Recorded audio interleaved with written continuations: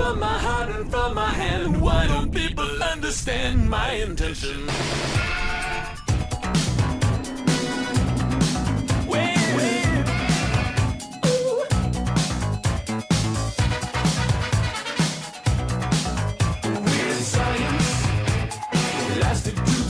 And pens, bits and pieces, and the magic from my hand will make it weird science. Things I've never seen before. Behind bolted doors, turning an imagination. Weird science. Not what teachers said to do. Making dreams come true. Living tissue, warm flesh. Weird science. Plastic tubes and pots and pans, bits and pieces, and bits and pieces. My creation. Is it real?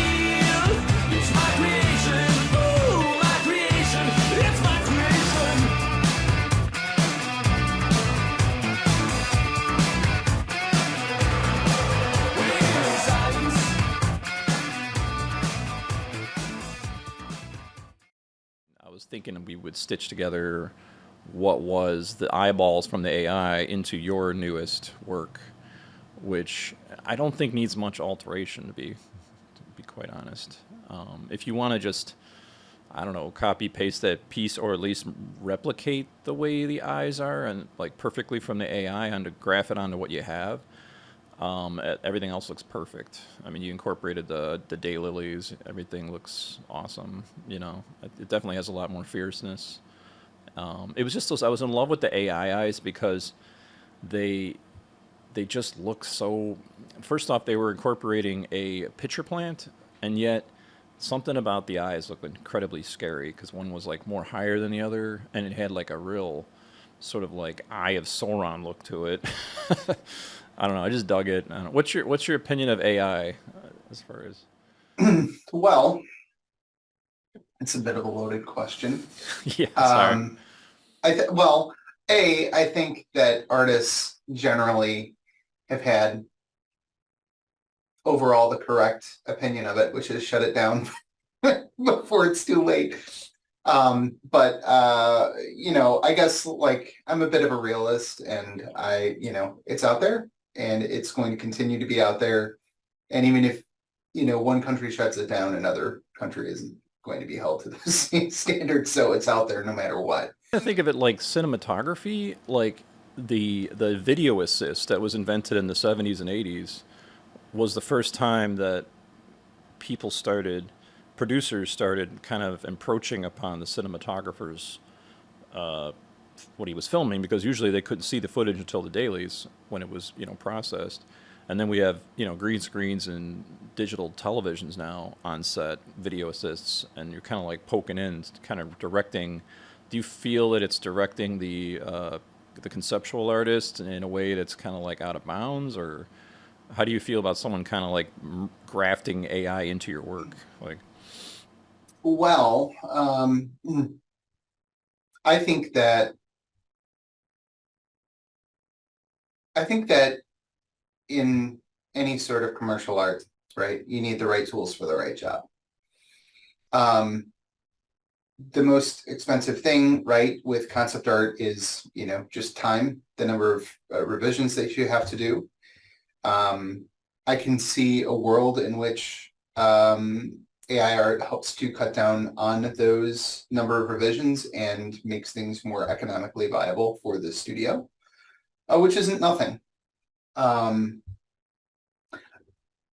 own experience is really, really limited with AI, so I'm not sure that I'm like the go-to person to to advise on this. But I mean, I would just say, like, from a high level concept, like AI conceptually, I think that AI, if used correctly, could be more of a help than a hindrance to artists. I can tell you already, without naming the studios, I mean, there are definitely studios that are incorporating AI into the concept art pipeline, 100%. And I would also just say that, like, the really good AI art that I've seen hasn't been put together by some, I don't know, grandma in Nebraska. Like it's all put together by artists. And the thing about artists is, I mean, the concept art specifically, right? Like there is a tangible product that concept artists create. And we also, though, have sort of an intangible service that we're offering, right? So I don't think that we should sell ourselves short, right? The product that we're giving obviously is maybe the drawing or the model that we've come up with. But like when I looked at the AI Triffid that you sent me, you know, one of the issues with the AI Triffid is even though it looks interesting, it's very painterly and it lacks specifics. So like if you just want to have a cool image, like to just vibe on, like AI is a really good tool for that. But like I think that, and this is just based on what I've seen so far, like 5 years, 10 years from now, this could be completely different. But like, you know, when you talk about like the Triffid eyes, like one of the issues that that I encounter when I'm doing concept art is I'm like, okay, well, what is that? Because the plant doesn't have eyes. So what biological mechanism is this? If I were to send this off to a 3D artist, right, or an animator, what's going to be modeled? What references would I point them to? And the thing about AI art is it's done by a computer. The computer does not care. But concept art is an ideas job, and it's an ideas job that isn't necessarily meant for the general public. It's really just kind of meant for illustrating for a studio production pipeline, which is why with the original Triffid design that I came up with, right, you have all of the different parts, right? All of the different petals of the head. What are their shapes? You know, how are they going to look in 3D? Where does the stinger go? How does the stinger look? Like, you can't just vibe your way through that, right? Like the modeler needs to know how this is going to look and how it's going to work. And it's the concept artist's job to research and assess all of that, right? AI art, without an artist to direct it, AI art cannot just do all of that for you, right? It's also, I So, think, a reality of that even the word diffusion filters, it's diffusing the image in the sense that you say that the details are lost.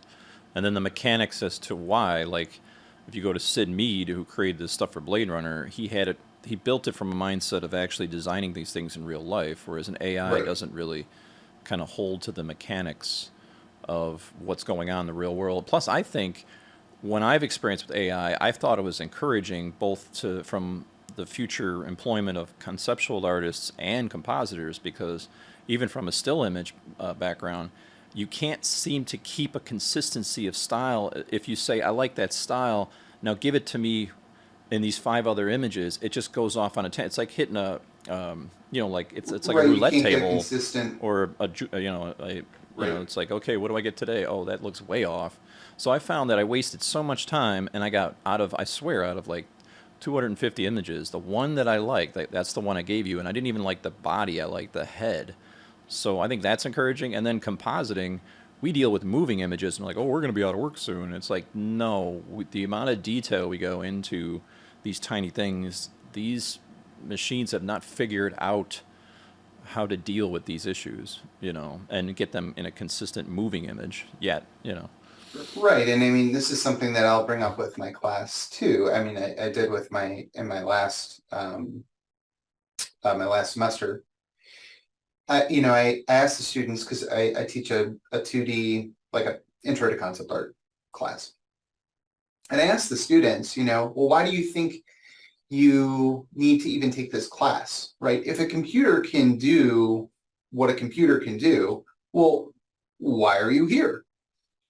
And I think that the answer is like, again, if you just want something that's going to generate art, the computer can do that. But the computer doesn't generate necessarily design, right? Design is something that people use, and Yeah, design is something that has to be consistent across the board, right? You know, is your phone art, or is your phone, you know, designed? Obviously, it's a designed product. It uses art within its design, but it's a designed product. Why is it designed? Because everybody has to be able to pick up their phone, like looking at it, and be able to use it in exactly the same way. And there has to be a certain level of intuitiveness to discovering how things work, right? If you're a chef and you're going to make a meal for somebody, and you, I don't know, you're an Iron Chef or something, and you want to give us a theme like spring in Kyoto, right? Okay, how does that translate across different people's palettes? Like, how do you make that work, right? Similarly, I think we have a similar situation within art, right? In unlike a chef, which has, you know, where you've got all these different ingredients, you know, artists have our own little version of that, right? We have shapes and shape language, we have color, we have anatomy, we have engineering, we have perspective, we have architecture, all of these different ingredients that we can use to create a particular image within concept art. And the issue isn't necessarily whether or not you can make an interesting image using any of those components. The issue is whether or not you can make a specific image that will read the same way to everybody across the board, and will also function within the confines of, say, a video game engine or a rig, right? So like there's a lot of concept art is a really complicated job because you have to intersect a cool looking image that fits the design, that also is going to function, and you have to get it done within a certain amount of time, or, you know, it's all over. So, you know, can AI help us along that path? Sure. I don't see why it wouldn't, and I don't see a great reason why you shouldn't incorporate that that process into your studio art. I mean, I can see why you wouldn't want to incorporate it into a process if you were, you know, if you had a booth at a con or something and you're trying to sell art to somebody, obviously. I mean, there are maybe some legal problems with that. There are maybe a number of different complications that could come up with something like that. But as far as like helping to build something, sure. You know, like the industry, like the entertainment industry has also sort of been through this in the past as well. I mean, I remember, was it 2000 and I'm gonna take a stab here, 5? There was a movie that came out, I think it was a Robert Zemeckis movie called Monster House came out. And this was I could be wrong about the director, but I'm pretty sure it was Bob Zemeckis. But it was a motion capture animated movie. And the motion capture animation thing was like a big deal for a little while, right? If you recall, like Polar Express was motion capture. And then eventually you got into Mars Needs Moms, and that whole thing fell apart. But during all of that, right, there were other movies that came out. Like I remember being in the theaters and watching like Ratatouille. And at the end, one of the things that Pixar did that I thought was really cool was they said they had a little spot at the very end of the credits that said everything that you saw was animated by a human. and so there was, I think, a lot more respect. Like Pixar continued to garner respect as a brand simply because they had really creative people working for them that outperformed the motion capture that other movies were doing. Now, of course, it didn't hurt Pixar that these other movies were Mars Needs Moms, and they, they weren't very good. But all of that to say, like, there was a world, I think, for a moment where it seemed like motion capture was just going to take over everything. And then all of a sudden it didn't. But that didn't mean that motion capture is gone for good. I mean, obviously motion capture is used all the time. Well, on top of that, now from a rigging standpoint, because I used to be a technical artist at NetherRealm, which was a game studio. Yep. What we're seeing now is AI interpolating common animations and fixing those animations based on weight. So it's taking what the artist did and augmenting it to have better sense of weight and just, just better animation just by basically going in and going, oh, I see what this is. I've examined this from data sets before. Now I'm going to make the weight correct. And that to me is pretty crazy too. But it doesn't take away from the fact that the artists were the ones that originally first animated it. And there's always going to be a hand on that,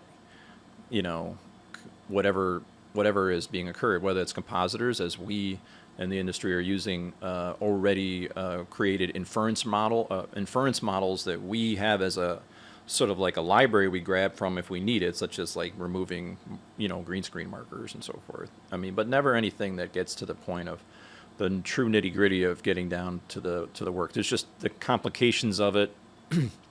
As I mentioned before, like, when I was working on Cobra Kai, there was a shot where a referee, we had removed an actor, and the referee, part of something was there from the removal, but it was supposed to be there. It was part of the referee in the final fight or whatever. And I was told by the producers, it doesn't look right with that character removed. Can you remove it? I go, yeah, but we're removing something from the plate that should be there. And they're like, it doesn't feel right. And that's a decision I don't think a computer, because it's basically making a wrong decision. You know what I mean? So I don't know. It's just one of those things I noticed and thought about in AI. Like, how is AI going to make those, is it really going to understand the image fully and be able to manipulate according to what we want to that degree of precision and accuracy? And it's the details, like you said, that get lost. Right. And I just think that like the honest answer to that question is, I don't know. I think there's. But even looking at these animated diffusion tools, they look like a moving collage that's just like wacky. You know what I mean? It looks like some kind of goofy experimental film. Well, I'm sorry. I just want to point out one other thing too, which I think is really important about AI. Okay. Which is, I mentioned before, like the tangible product, and kind of talked a lot about that. But the intangible service is really, really important. And it's maybe one of the biggest, most valuable things that artists do. Because, how many times at a studio do you have some of the higher ups that go, they wake up and they go, I've got a great idea. And they go and tell the art team, and the art team goes, oh, and they all head back to their desks and they're like, that is a terrible idea.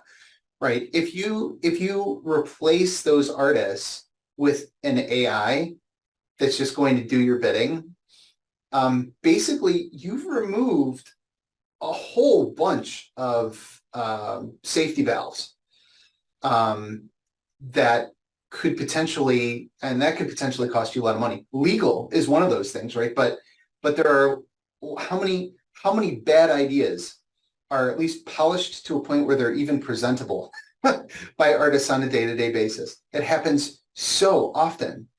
And really, if you were to remove the human component, at least at this point, my argument would just be that you're introducing a tremendous amount of risk into your studio.